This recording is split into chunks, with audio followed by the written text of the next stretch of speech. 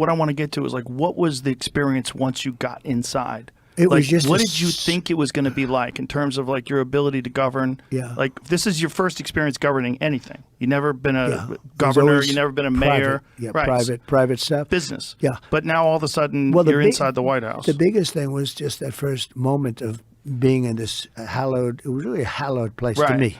It was surreal. It was beyond. To me, that was the experience. It was a surreal experience.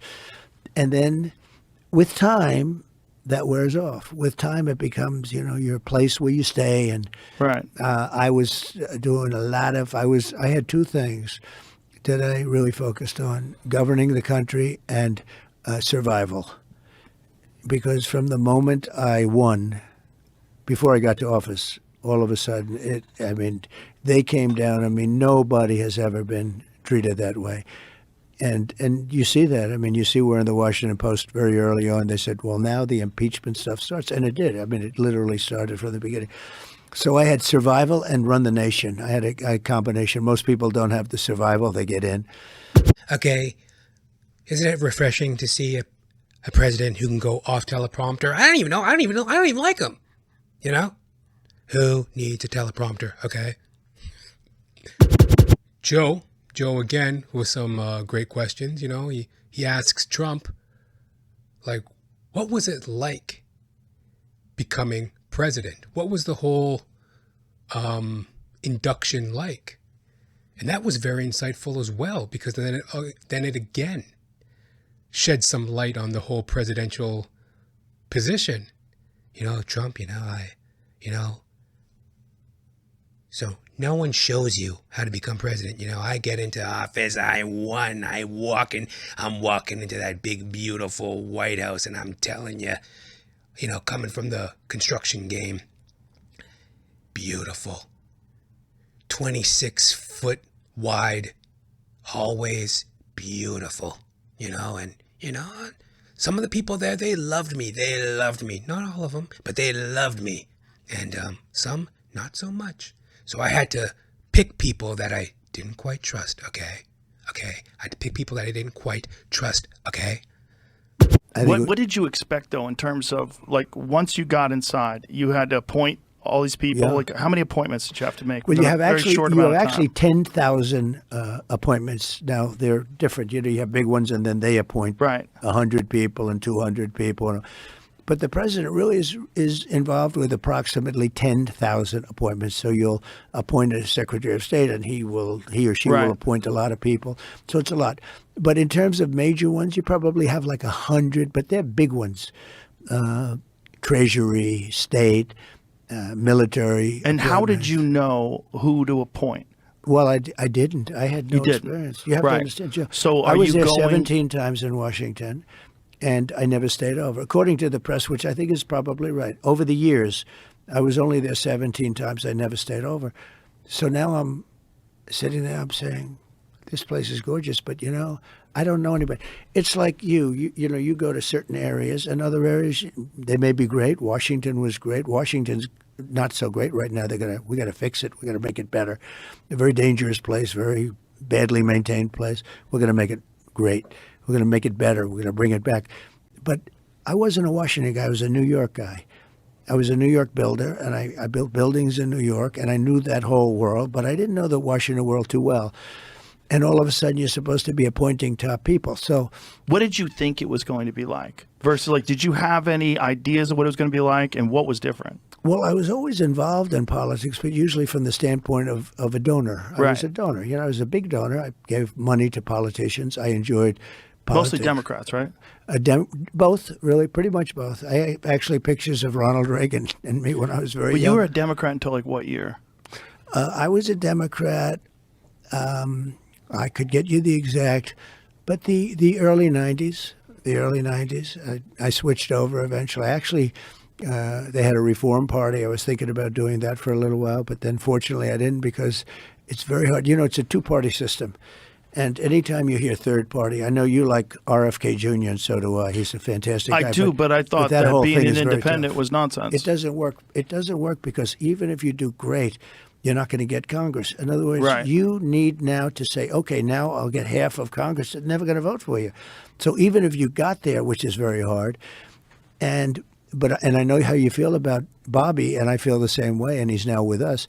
But it doesn't. It's pure and simple. It's a two-party system. Right. And somebody, I won't mention his name, but somebody spent $250 million trying to get the nomination as a Reform Party candidate or whatever, and they got just nowhere. You get eaten. You just get eaten. The system eats you alive. Right. So, so it was really somebody that not only was new to Washington, but was new to politics.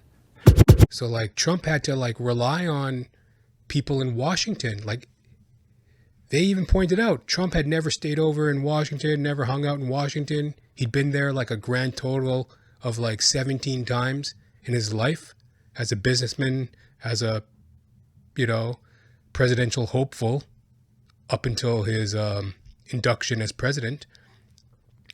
He'd never really been in Washington. So now he's in this position where he has to like work with all these pundits and lifelong politicians and, real wet blankets. He has to go in there and get in the mix.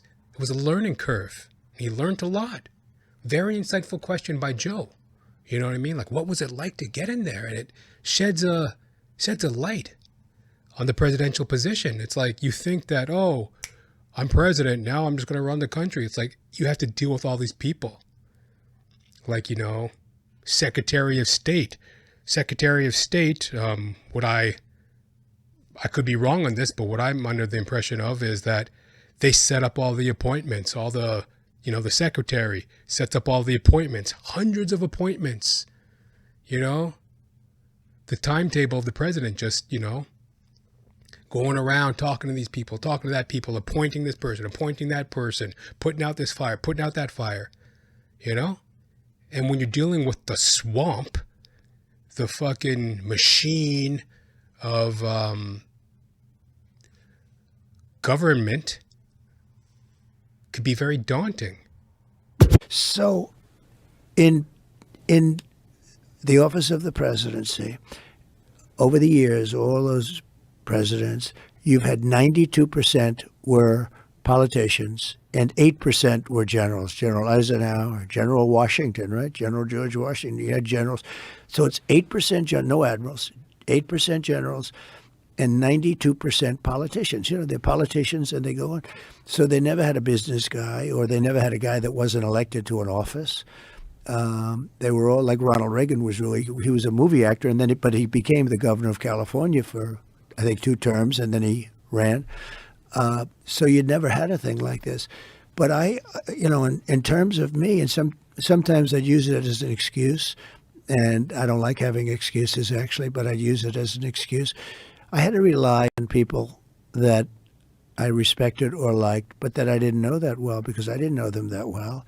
Some of those people I campaigned against because, when you have 18 people, we had mostly politicians running in the election, running in the primaries. And they got knocked out one by one, but I got to like some of them. Some of them I didn't like at all. I don't like them now. And I'd rely on them, and I'd rely on other people. So all of a sudden, people would come in, I'd like to recommend so-and-so to be Secretary of State, and I'd have 3, 4 people recommend. One thing I can tell you, everybody wants the position. Of course. No, but sometimes I'll hear, a lot of people don't want to work with Trump because Trump is tough to work with, et cetera. Let me tell you. Everybody wants to be any one of these positions. They die for it. Of course. Now, they don't want to be known. I mean, there's a particular guy in New York, primarily, very big, very successful, very strong, very political, although he's not a politician. He'd give anything to be Secretary of State. But if they ask him, no, I don't think I would do it. But in the meantime, begging for it, begging. I believe you. Everybody wants it. But what I wanted to get to. By the way, no matter what you do, but it's very dangerous to pick somebody outside of a politician because a politician's been basically vetted for years. Right. You pick a business guy, and they've never been vetted at all, and they're the head of a big company or something, but they've never been vetted. You know nothing about his personal life. You know nothing about where he's been. When you put him in, it's a little bit dangerous because. Right. all of a sudden they get checked up and you hear things that you're saying, wow, this is not going to work out too well. So it's very dangerous. Picking people that are outside of politics is somewhat dangerous. So you're kind of stuck in a position where you have to pick established people. And then the problem with established people is established people are already indoctrinated into the system. And they're stiffs in many cases. Stiffs. They're survivors. I find that, What do you mean by stiffs? When you say stiffs? a stiff, they don't have nothing. They have nothing. Or they're smart and survive. One little thing. So there was a congressman years before I ran, and I was very close to him. And I needed a license on something, and he was very important in getting the license. But it was a little bit controversial, the license, this particular thing that was being licensed. But I was close to this guy and helped him and everything else. And I went to him. I said, I'd like to have your help. And he said, let me take a look at it. I said, ooh, that's not too good. But I really hope you're going to help. And anyway, he tapped me along for a long period of time and ultimately didn't do it. And I said, you are a stiff. You could have done this thing so easy, etc. But it was controversial. He was in Congress for many years, like 28 years. And, there's a reason when somebody's there for 28 years, you got to be sort of smart. Right. You have a all survivor. the scandals. And I realized he was a survivor. And so they never do anything controversial. They never take any chances or speak their opinion that's outside of the... Yeah. And yet I don't disrespect him for it. So I actually respected the guy more in a certain way. I said, because he did survive. You know what? He's been there for 28 years, and he made it through. A lot of people don't make it through. It's a good way for non-exceptional people to survive. It is. Yeah. I mean, it certainly is. Excellent question by Joe. Like, what was it like to become president? What was that whole induction like? Everybody wants to be any one of these positions. They die for it. Of course.